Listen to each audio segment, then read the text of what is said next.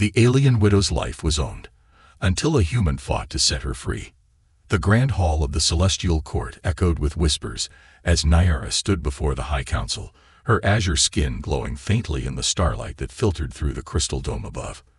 As the last surviving noble of the Australian people, she held her head high despite the neural restraints that bound her wrists.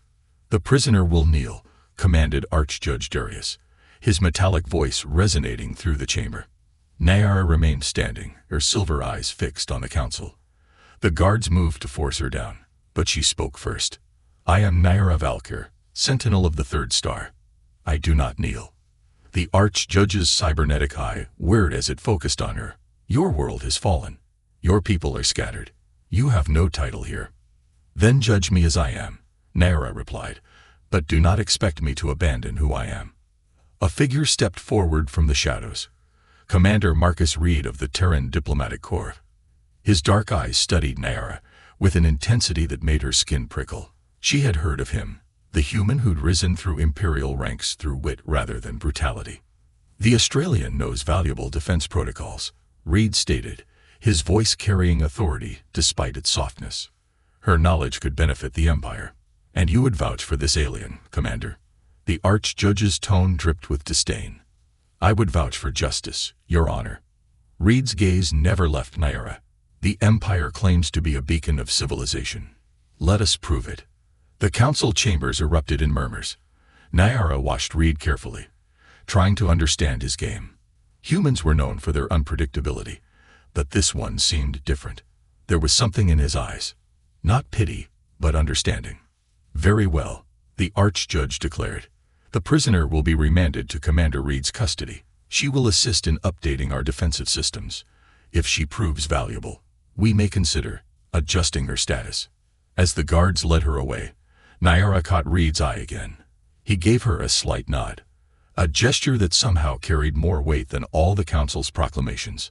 In her assigned quarters, a gilded cage within the Imperial compound, Nyara paced restlessly. The neural restraints had been replaced with monitoring bracers, but she felt no less imprisoned. The walls were adorned with beautiful tapestries depicting Imperial victories, each one a reminder of her people's defeat. A soft chime announced Commander Reed's arrival.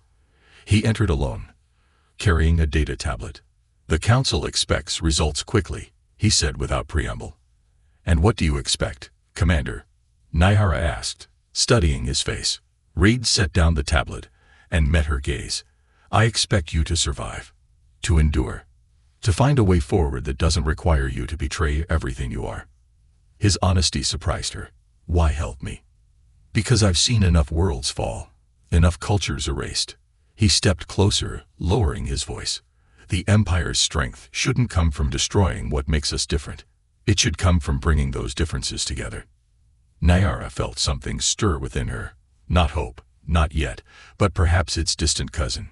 "Pretty words, Commander, but words don't break chains." "No," he agreed, a hint of a smile touching his lips. "But they can be the first link in a new chain, one of our own making."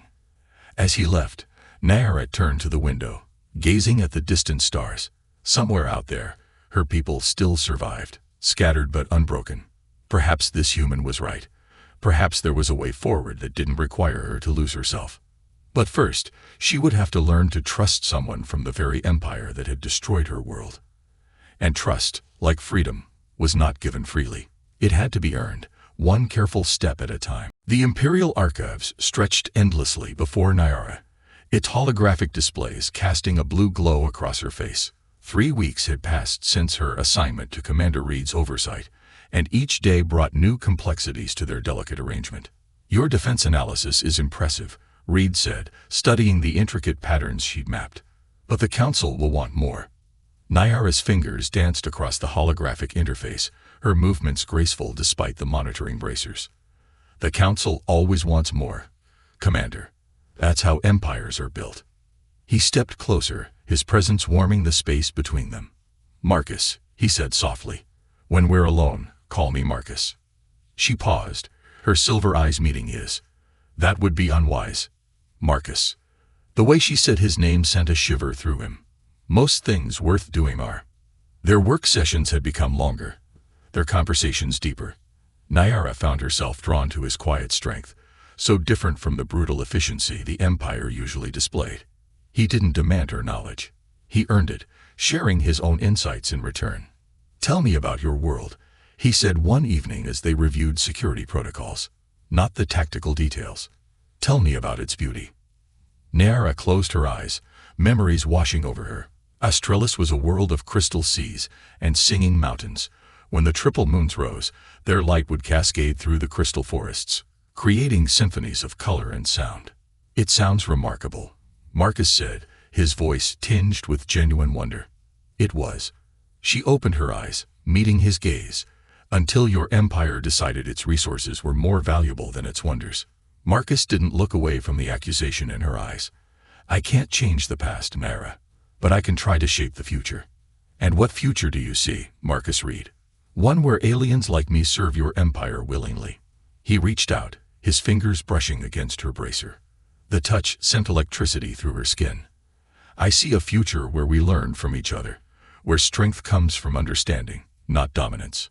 Their faces were close now, too close for propriety. Nyara could feel the warmth of his breath, see the flecks of gold in his dark eyes. Her heart raced, a response no monitoring bracer could control. "You're playing a dangerous game," she whispered. "I'm not playing at all." His hand moved to her face, thumb gently tracing the luminescent markings on her cheek. "That's what terrifies me." The moment was shattered by an alert from the Archive's security system. They stepped apart as an Imperial patrol passed by, their armored boots echoing through the vast chamber. Later that night, in the solitude of her quarters, Nyara stood before the window, watching the city's lights blur through the force field. Her fingers traced the spot where Marcus had touched her, the ghost of his warmth lingering on her skin.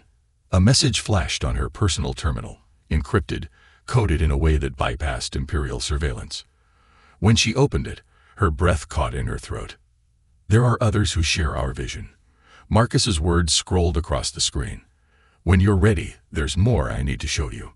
Nyara's heart pounded. She knew she should report this. Any hint of rebellion was supposed to be immediately disclosed, but as she stared at the message, she realized she'd already made her choice. Perhaps she'd made it the moment she first saw understanding in his eyes. Her fingers moved across the terminal, typing a single word in response. "When?" The reply came instantly. "Tomorrow. Trust me." Trust. Such a simple word for such a complex emotion. As an Australian, Nyara's people believed that trust was like their crystal forests. Beautiful but fragile, taking years to grow, but capable of shattering in an instant. Yet here she was, preparing to trust a human, a member of the empire that had destroyed her world. But Marcus wasn't just any human. He was a bridge between worlds, a reminder that even in the coldest reaches of space, warmth could be found. She touched the monitoring bracer, feeling its steady pulse against her skin. Tomorrow would bring either a new beginning or a spectacular end. Either way, there would be no turning back. Looking up at the stars, Nyara whispered an ancient Australian prayer. "Guide us through the darkness. Let our light shine true." For the first time since her capture, the words felt like more than just empty ritual. They felt like promise. The lower levels of Imperial City were a maze of shadows and secrets, far from the gleaming spires above. Nyara followed Marcus through winding alleys, her heart racing with each step.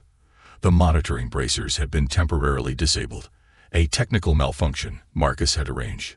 "The Resistance has been watching you," Marcus explained as they descended a hidden stairwell. "They've seen how you handle the Council's demands, how you maintain your dignity despite everything." "And what do they want from me?" Nyara asked, though she already suspected the answer. The stairwell opened into a vast underground chamber. Dozens of beings from different worlds gathered there. Some she recognized as other reformed prisoners, others as Imperial citizens. All wore the same look of quiet determination. A tall woman with cybernetic enhancements stepped forward. "We want what you want, Sentinel Valkyr. Freedom. Justice. A chance to build something better than this empire of chains." "I'm Winter," she continued, extending her hand. "And we've been waiting for someone like you." The next hours were a blur of information and introductions. The Resistance had operatives throughout the Empire, working to protect endangered cultures and help prisoners escape, but they needed someone who understood both Imperial and Australian defense systems. They needed her. As they left the meeting, Marcus pulled Nyara into a shadowed alcove. "I know it's a lot to take in," he said softly. Nyara reached up, touching his face. "Why didn't you tell me sooner? I had to be sure. Not just of your capabilities, but of us." His hands found her waist, drawing her closer. "I couldn't risk your life until I knew." She silenced him with a kiss, pouring weeks of unspoken longing into the contact. When they finally parted, both were breathless. "Whatever comes next," she whispered, "we face it together." The plan was audacious in its simplicity. The Empire's annual victory celebration would bring the entire council together in one place. Security would be focused on external threats, not internal ones. "The defense systems will be running on automated protocols," Nyara explained to the resistance leaders. "If we can access the main control hub, we can temporarily disable the neural restraints on all prisoners. Getting to the hub is suicide," Winter warned. "It's in the heart of the Imperial complex." Marcus smiled. "Unless you have high-level clearance and a legitimate reason to be there." The day of the celebration arrived with brutal swiftness. Nyara stood beside Marcus in the Grand Hall, her monitoring bracers gleaming. They'd spent weeks building their cover, the successful rehabilitation of a valuable prisoner. The Archjudge himself approached them, his cybernetic eye wearing. "Commander Reed, your progress with the alien is remarkable." "She's proven herself invaluable," Marcus replied smoothly. "In fact, we've prepared a special demonstration of enhanced defense protocols." As they moved toward the control hub, Nyara's heart thundered. Everything hinged on the next few moments. One wrong move, one suspicious glance. The attack came without warning. Winter's team had created a diversion, a malfunction in the celebration's holographic displays. In the chaos that followed, Nyara and Marcus slipped into the hub. But they weren't alone. "I must admit, I'm impressed," the Archjudge's voice rang out as security forces surrounded them. "You actually made me believe in redemption." Nyara's fingers flew across the control panel, initiating the sequence they'd prepared. Marcus drew his weapon, positioning himself between her and the guards. "It's over," the Archjudge declared. "Surrender now, and perhaps—" His words were cut off by a deafening alarm. Throughout the complex, neural restraints began deactivating. Prisoners were breaking free. "No," Nyara said, her voice ringing with authority. "Now it begins."